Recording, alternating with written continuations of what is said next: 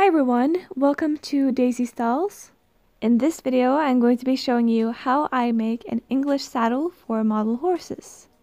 This has probably been the #1 most requested video for me to make, so I hope it lives up to your expectations.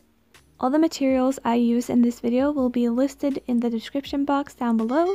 With all that said, let's start crafting. So the thing I'm starting with is my saddle pattern. This is just a picture of a saddle that I have printed out, then I covered it with tape and also cut along the knee roll. Then I hold it up to my horse and make sure it fits correctly.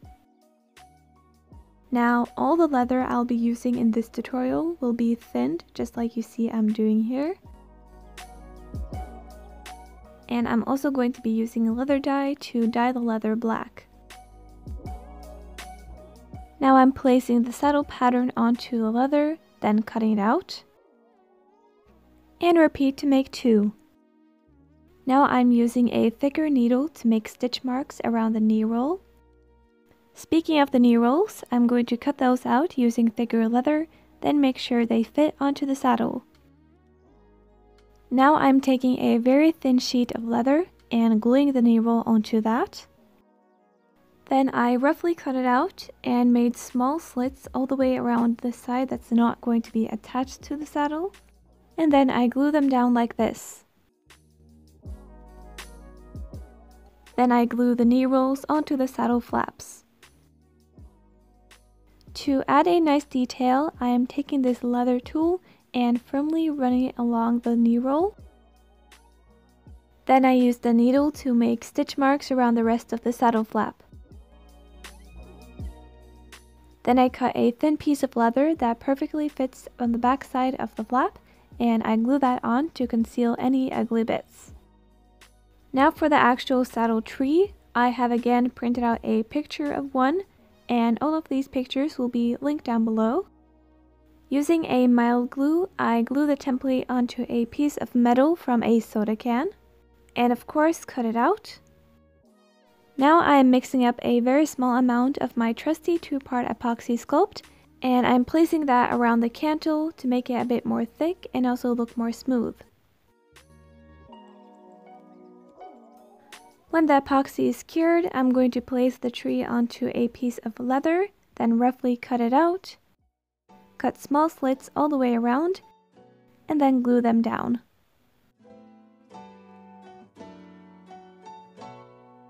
I'm gluing 2 oblong jump rings onto a very thin strip of leather like this, and then I'm gluing it onto the underside of the saddle tree like this.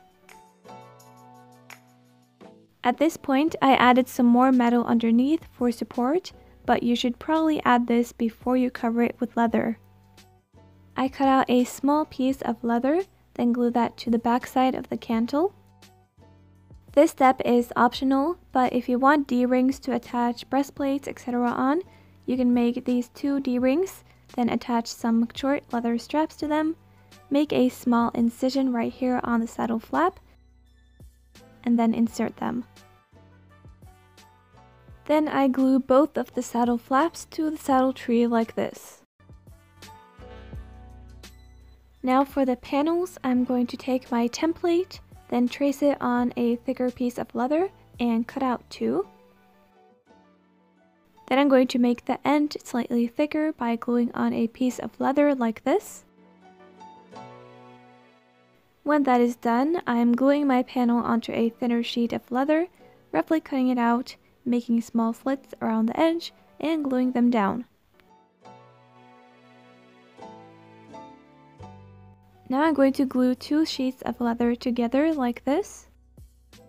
I cut it out, making it a tiny bit smaller than the saddle flap. Then to sign my work, I'm going to take these 2 leather stamps with the letters D and S for Daisy Styles, and I'm stamping those onto the leather piece we just cut. And like everything else in this tutorial, make it 2. Now for the billets, I cut 4 straps of leather equal in size. Then using a mechanical pencil without any lead in it, I'm going to use this as a hole punch to punch 9 holes into all of the billets. Then I glue the billets onto the underside of the saddle like this. I take the panels and glue them down just right here and leaving the rest unglued.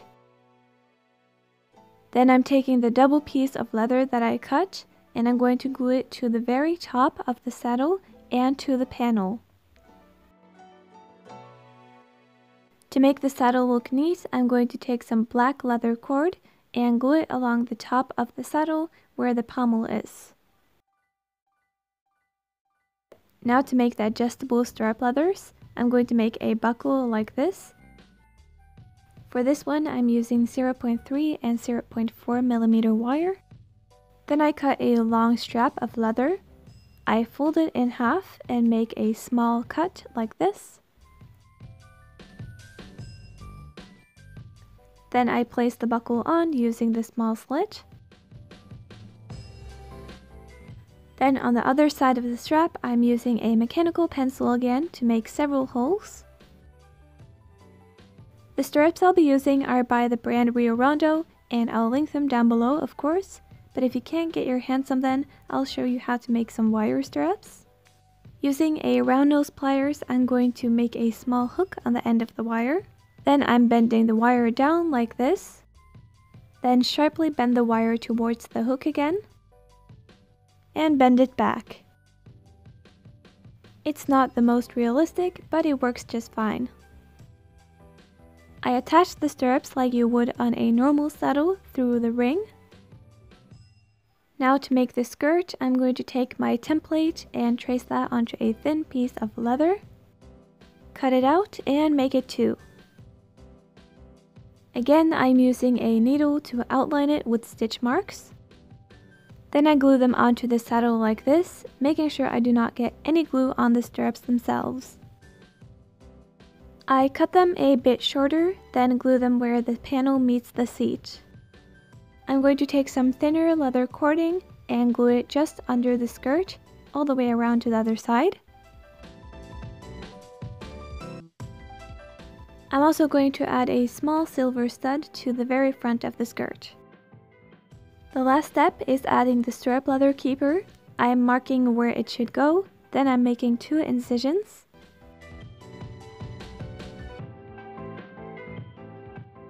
To finish it up, I took a thin strap of leather and painstakingly stobbed it through the 2 holes and then glued it on the backside.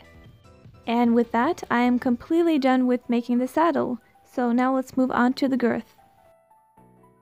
I'm taking a piece of leather and then marking out the shape I want on my girth, making sure it's also the right length for your horse, and cut it out. I glued a piece of elastic to both of the sides of the girth with a little under a centimeter poking out.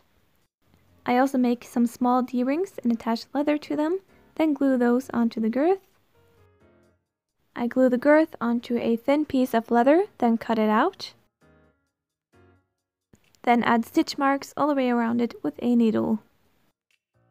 I make a hook-like shape out of wire. Then I glue it to the middle of the girth like this.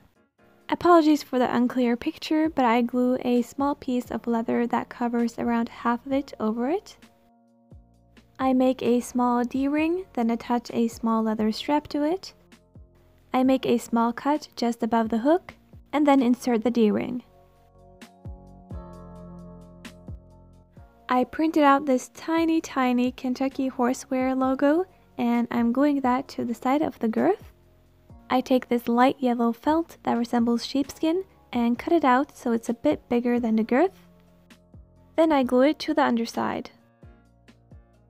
Now I'm going to make 2 sets of 2 buckles, again using 0.4 and 0.3 millimeter wire. I take a small strap of wire, fold it over, then make a small slit, and then insert the buckle. Then I'm gluing all of those to the elastic part of the girth. And when all of those are glued, the girth is done. And with that, the saddle and girth are complete. And that was it for this tutorial. I really hope you enjoyed this one.